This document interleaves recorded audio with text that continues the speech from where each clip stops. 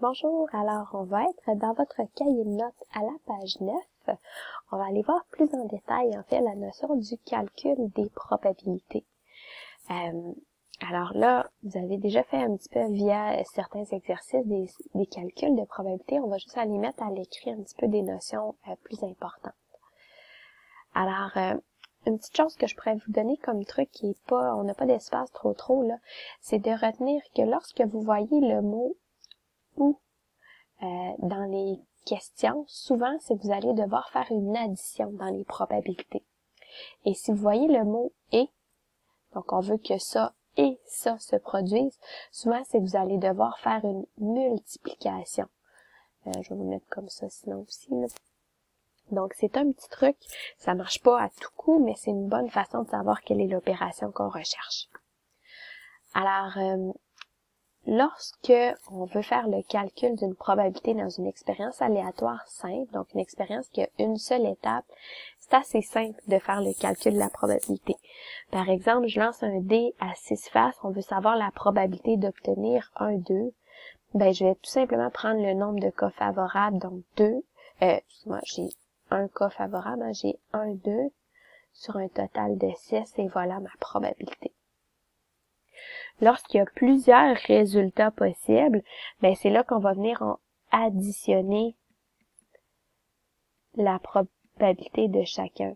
Parce que si ici j'avais demandé c'est quoi la probabilité d'avoir 2 ou 3, ben là je serais venu calculer la probabilité d'avoir 2, la probabilité d'avoir 3, qui est encore 1 sur 6, je déparle.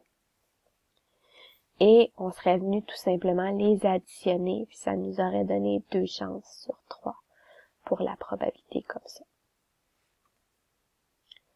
Autre exemple, un sac contient 4 jetons rouges, 2 jetons noirs, 1 jeton vert. On effectue un tirage et on voudrait la probabilité d'obtenir un jeton rouge ou un jeton noir. Donc, tout simplement ici, je veux calculer la probabilité de rouge ou noir. Donc, on peut aller l'identifier comme étant probabilité d'avoir rouge plus ma probabilité d'avoir noir. Donc, ma probabilité d'avoir un jeton rouge, j'en ai 4 sur un total de 4, 6, 7 jetons. Et ma probabilité d'en avoir un noir, ben j'en ai 2 sur mon 7 jetons. Donc, ma probabilité d'avoir un rouge ou un noir, c'est l'addition ici, ce qui serait donc 6 chances sur 7.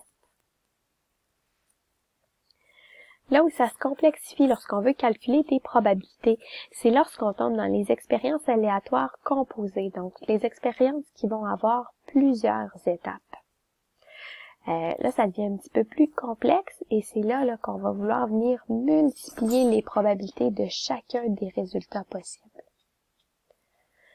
Si j'ai une expérience qui est avec remise, les probabilités vont demeurer les mêmes d'étape en étape. Par contre, si j'ai une expérience qui est sans remise, le résultat d'une étape va influencer les probabilités de l'étape suivante.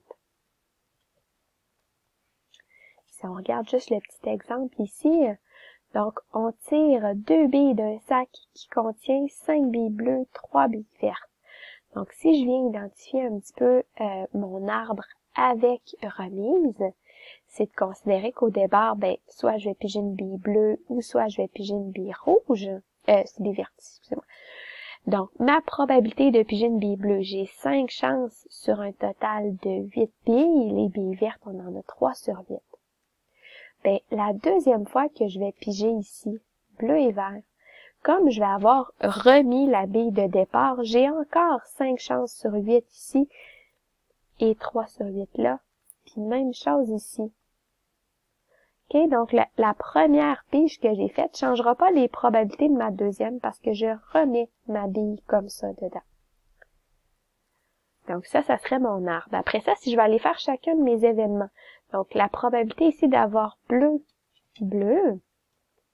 ben je viendrais le calculer en faisant 5 huitièmes fois 5 huitièmes. Parce que là, je veux obtenir bleu et bleu. Dans le fond, c'est ça ici qu'on veut savoir. Donc, je prends ma calculatrice et on ferait 5 huitièmes fois 5 huitièmes. Et on arrive à 25/64e. Et là, on peut faire la même chose pour chacun. Donc ici, j'aurai la probabilité d'avoir bleu et vert. Donc, je prendrai mon 5/8 fois le 3/8 du vert.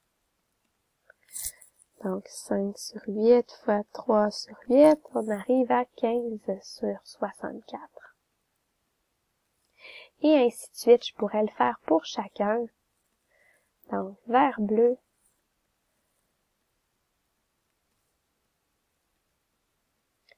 On est encore à 15/64. Et probabilité de vert, vert. 3/8 fois 3/8. Ça nous donne 9/64. Donc voilà ici quand on est avec remise. Si on va à la page suivante et on vient regarder notre arbre, cette fois-ci sans remise. Donc j'ai toujours mon même départ. J'ai mes billes bleues, j'ai mes billes vertes. J'avais au départ 5 chances sur 8 pour mes billes bleues, 3 chances sur 8 pour mes billes vertes. Donc ça change pas pour ma première étape. Par contre, si je m'en viens voir ma deuxième étape, donc bleu-vert, on a déjà fait un petit exemple qu'on a parlé brièvement, on va rentrer un peu plus en détail. Donc comme ça ici. Si j'ai pigé une bleue au départ, il m'en reste plus 5, il m'en reste 4 parce que je n'ai pas remis la première. Et mon nombre de billes total, cette fois-ci, est de 7, puisque je n'ai pas remis la première. Par contre, pour les billes vertes, de leur côté, il en reste encore 3, mais on a cette fois-ci un total de 7. Si je viens faire l'autre branche, donc j'ai pigé une verte au départ, mes bleus qui sont encore complètes, j'en ai encore 5, mais sur un total de 7. Et la dernière branche, si j'ai pigé une verte au départ, il m'en reste juste 2, il m'en restait 3, sur un total de 7. Donc là, si on vient regarder la probabilité d'avoir bleu et bleu, ça sera pas la même que tout à l'heure. Là, on va être à 5/8 fois 4/7. Donc, on peut venir calculer ça. Ça me donne 5/14e, qui est pas tout à fait la même chose que tout à l'heure. Et même chose ici, donc probabilité d'avoir bleu et vert par la suite. 5/8 fois 3/7.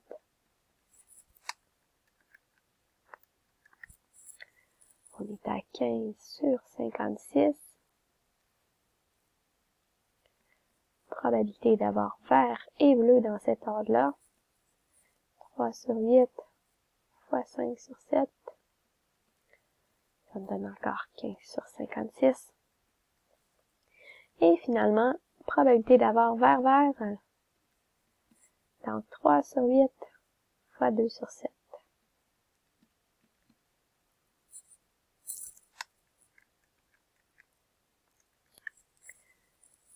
Donc on est à 3/28 réduit.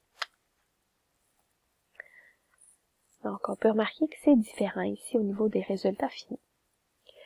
Petite précision ici qui est très importante, je vous en ai glissé un petit mot là dans le dernier vidéo, la somme des probabilités de tous les événements élémentaires d'une expérience aléatoire est 1. Donc ici en fait, c'est d'aller valider à chacune des sections, il faudrait toujours qu'on arrive avec une somme de 1. Et même chose, donc ici là si je fais mon 5/8 plus mon 3/8, il faut que ça me donne 1. 4/7, 3/7, ça me donne 1 aussi. 5/7, 2/7, ça me donne 1. Et plus précisément, là, au niveau de la validation, la ligne finale aussi. Tout ça, là, faut que ça donne 1. Donc, si on vient faire notre validation ici, là, ça serait d'aller vérifier 5/14 plus 15/56 plus 15/56 plus 3/28, est-ce que j'arrive bel et bien à une somme de 1? Donc, si je fais mon total sur ma calculatrice, ça fonctionne. C'est super important parce qu'on a toutes les possibilités ici, puis on se rappelle qu'une probabilité, le total, c'est 1. Donc, voilà ici pour le calcul des probabilités.